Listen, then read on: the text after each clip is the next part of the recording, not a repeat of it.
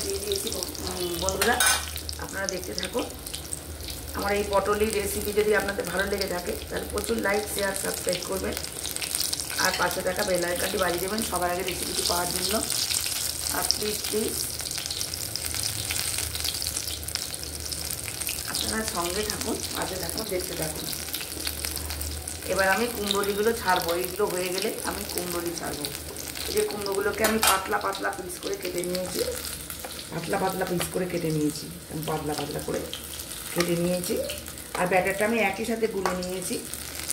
হচ্ছে পুরভরা পটলির রেসিপির জন্য ব্যাটারটা একই সাথে, আর কুমড়োলির রেসিপি একই সাথে গুলে নিয়েছি।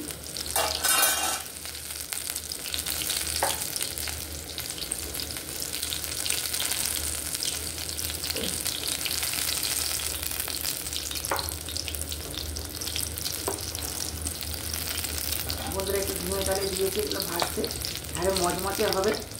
আর হালকা একটুখানি খাবার সোডা আমি দিয়েছি, না দিলেও হয়, হালকা একটুখানি খাবার সোডা দিয়েছি, মচমচে হবে একদম।